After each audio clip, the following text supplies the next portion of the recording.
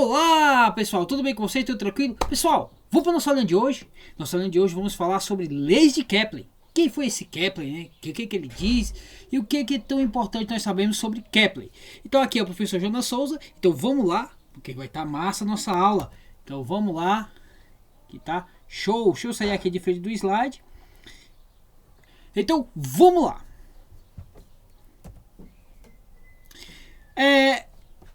Kepler foi um astrólogo alemão, certo? E ele foi um dos assistentes de Tycho Brahe, né? E, inclusive, ele utilizou os modelos já estudados por Tycho Brahe, certo? Então, Tycho Brahe foi também um astrônomo muito famoso, né? Ele foi um astrônomo dinamarquês, certo? E aí, o que a gente precisa saber sobre Kepler? Kepler, certo? Ele foi um dos pioneiros aí, foi o que causou a revolução científica no século 17.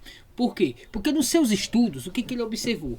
Ele observou que os planetas eles não se locomoviam como se pensava, certo? Era meio estranho dizer isso, né? Mas ele se locomovia de forma diferente dos demais, certo? Por que isso acontecia? Certo? Ó, nós temos aí Marte, e aí ele observando que ele não se movimentava desta forma aí como nós estamos vendo, em forma de uma circunferência, certo? Então, por que isso acontecia? Aí ele fez a pergunta e nas suas observações o que ele viu? Ele viu o seguinte, que não era bem assim que os planetas se movimentavam, mas pelo contrário, eles se movimentavam desta forma aí, ó, uma forma de elipse.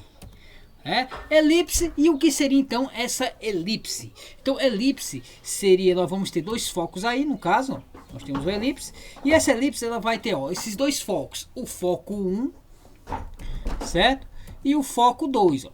No foco 1 e o foco 2, certo? Esses dois focos é como se tivesse um barbante amarrado e eu pegasse um lápis, alguma coisa, e tentasse fazer um desenho. E esse desenho sempre vai sair de uma forma de elipse, do jeito que vocês estão vendo aí na imagem. Então, significa o quê? Que a elipse nós vamos ter dois focos, certo? Então, sempre na elipse nós vamos ter dois focos. Ok? E aí, em um dos lados das elipses, aqui se a gente for observar o planeta, nós vamos observar que esse planeta, um dos focos seria então o Sol, certo? E aí nós entramos diretamente na primeira lei de Kepler, também conhecido como lei das órbitas, certo? Então as órbitas do planeta, elas não vão seguir de certa forma uma circunferência, certo? Mas sim, ela vai no formato de uma elipse, do jeito que vocês estão vendo aí, ó. Certo? E aí como é que funciona isso? Então nós vamos ter aí o que ele chamou de afélio, certo? E o que é o afélio? O afélio é quando o planeta está afastado do Sol, ou no caso aí, no caso se for uma estrela, esse planeta vai estar afastado demais da estrela. Então o ponto em que ele está afastado vai ser chamado de afélio. Já o ponto que ele vai estar próximo vai se chamar de periélio. Olha aí, periélio, próximo, perto. Afélio, afastado, longe. Então essa é a regra básica para a gente entender a primeira lei de Kepler.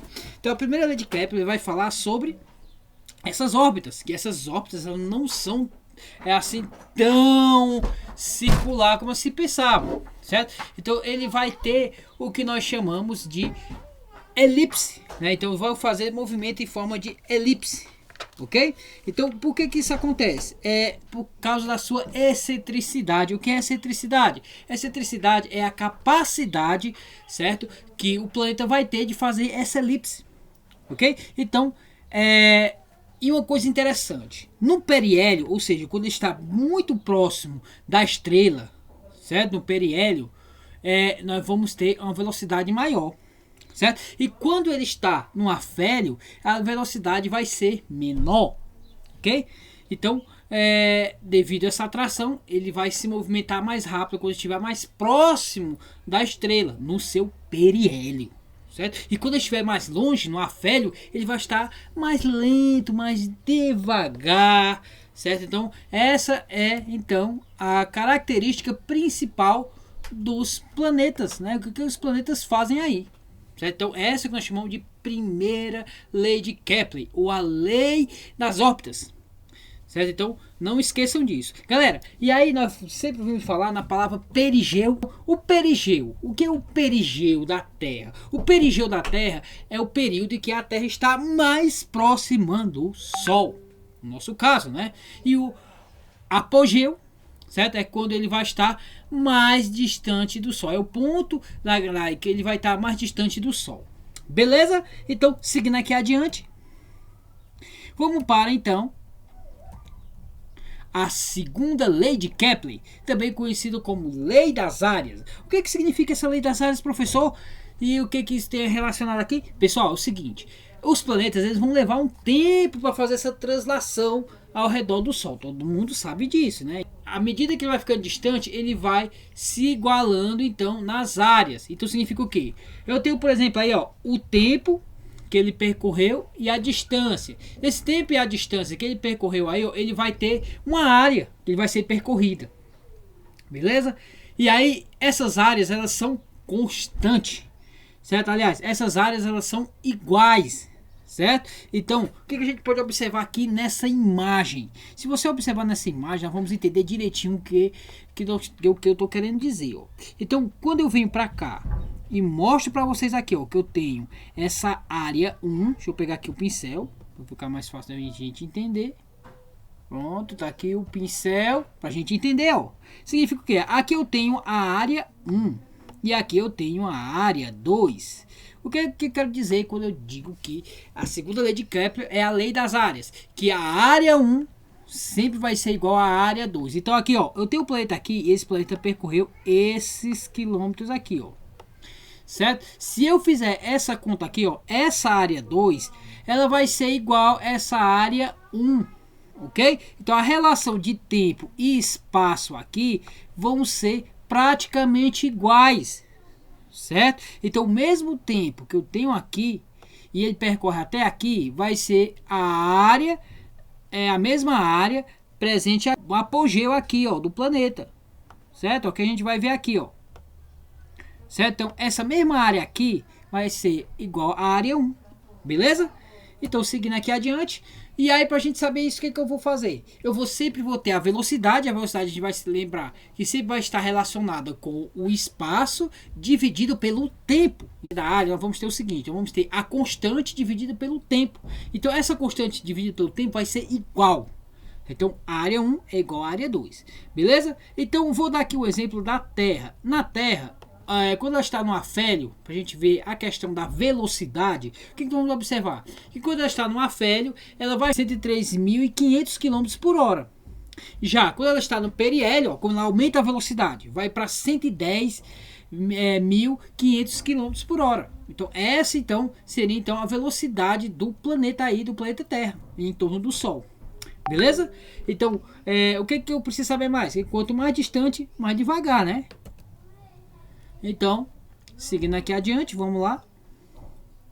Galera, Kepler, ele resumiu todos os seus estudos em 3 leis. Primeira lei de Kepler, que a gente já viu, que é a lei das órbitas, que as órbitas elas não vão ser bem circuladas, certo? Que para a gente entender, que a gente vai entender o seguinte, que a elipse ela vai ter 2 focos. No caso da circunferência, ele tem apenas um foco. Beleza? Um único foco e um ponto central. Enquanto a elipse ela vai ter 2 focos. O foco 1 e o foco 2. E aí então esse foco ele vai criar então essa superfície, essa excentricidade dependendo da distância que está esses 2 focos. Então quanto mais distante estiver os focos, mais excêntrica vai ser essa elipse. Beleza? Então, para a gente entender aí, vamos para a terceira lei de Kepler, ou a lei dos períodos. E aí, para a gente entender isso aqui, nós vamos ter o seguinte. A lei dos períodos, ele vai ter um período de certo tempo para poder percorrer, fazer toda a volta ao redor da estrela. No caso do nosso planeta, Terra, ao redor do Sol. Certo? Então, essa é uma forma da gente entender como é que funciona essa lei dos períodos. Então a lei dos períodos nós vamos ter o seguinte, nós vamos ter aí ó, essa formulazinha que dá igual a uma constante. E aí pra gente interpretar isso como é que seria, professor? Então T é o tempo, é o período de translação. Já o D é a distância média entre os planetas. Então, a distância entre os planetas e qual ele está sendo servindo de satélite, ou seja, vai circular ao redor do planeta, está na órbita, certo? Então, essa distância média vai estar aí. Aí, como é que eu sei disso aí? Aí, vamos lá. Esse período de translação ao quadrado dividido pelo diâmetro, a distância média entre os planetas ao cubo. Voltando lá. Então nós temos aí essa fórmula, a fórmula que é igual a t ao quadrado, certo? Dividido por d ao cubo vai ser igual a constante. E que constante é essa, professor? Vamos lá para a gente entender bem. Então, o t é o período de translação. Já nós vamos ter aí, ó, o d, que é a distância média entre os planetas. Ou seja, é onde vai estar o planeta, certo? E onde ele vai fazer a sua órbita. Então, esse aí nós vamos chamar de distância média entre os planetas. O que eu preciso saber mais, professor? Que nós vamos ter, então, essa constante, certo? Então, nós vamos ter essa constante. E essa constante, ela pode ser também calculada desta forma.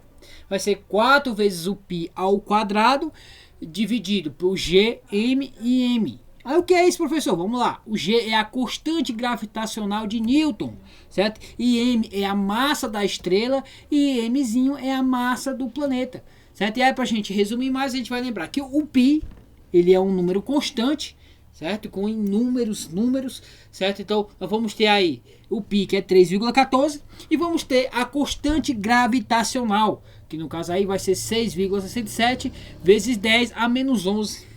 Ok? Então isso daí é que nós chamamos de constante de gravitacional ou constante de Newton, certo? Então essa é a terceira lei de Kepler. Então a terceira lei de Kepler, ela sempre vai se retomar a esse cálculo para a gente entender o período, o tempo que ele vai percorrer, essa média de tempo que ele vai percorrer ao redor então da estrela, ou no caso aí do nosso planeta, através do Sol, ok? Então, para a gente entender mais ou menos, ó, a constante de Mercúrio.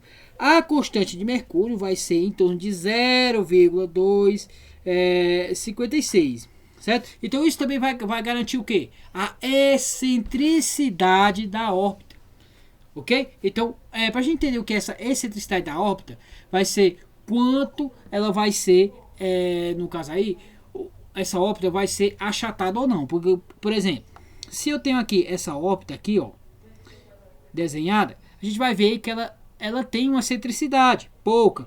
Mas se eu tenho essa daqui, ó, vamos observar que ela é mais excêntrica do que essa. Então, essa elipse aqui, ó, ela é diferente dessa elipse, porque essa elipse aqui, ela vai ser mais excêntrica em relação a essa daqui. Ok? Então, galerinha, essa é o que nós chamamos de leis de Kepler. Beleza? Então essas leis que regem, certo, os movimentos dos planetas, certo, dos corpos celestes, como é que funciona isso? É só lembrar lá então das leis de Kepler. E aí, para a gente resumir, falamos aqui sobre a primeira lei de Kepler, que a primeira lei de Kepler está voltada para as órbitas, que as órbitas nós vamos ter, elas são elípticas, certo? E o que a gente precisa saber mais sobre essas órbitas? Que nós vamos ter o periélio e o afélio. O afélio é onde está o ponto que está afastado do Sol, no caso aqui do planeta Terra. Mas vamos ter o periélio, que é o período quando ele está perto. Aí vamos ter o perigeu e o apogeu. O apogeu quando ele está distante do Sol. E o perigeu quando ele está próximo do Sol. Muito simples, né, galera? Simples demais. Facinho, facinho. E a segunda lei de Kepler? A segunda lei de Kepler, ele vai falar da lei das áreas. Que o que ele observou? Que essas áreas, elas vão percorrer em um determinado tempo a mesma área, certo? Sempre vai ter a mesma quantidade de área, independente da onde ela esteja. Por que a gente vai observar? Que no caso, quando ele está lá no afélio, ele vai ficar a uma distância menor. Porém, o tempo que ele vai percorrer até chegar ao próximo ponto vai ter a mesma área, a área constante. Ok? E a terceira lei de Kepler, que é a lei dos períodos. E aí nós vamos ver aí, ó, o período que ele vai percorrer, o planeta ele vai percorrer em torno do Sol ou em torno da estrela que ele está lá em órbita. Beleza, galera? Galerinha, e isso é o que eu chamo de lei de Kepler. Galerinha, e não vá errar isso na prova. Certo? Então, na prova lá, dá uma revisada nisso aí, resolve a questão relacionada à primeira, segunda, terceira lei de Kepler, e aí o que acontece? Quando chegar lá na hora, você está liberto, está livre para fazer a resposta e dar o gabarito correto.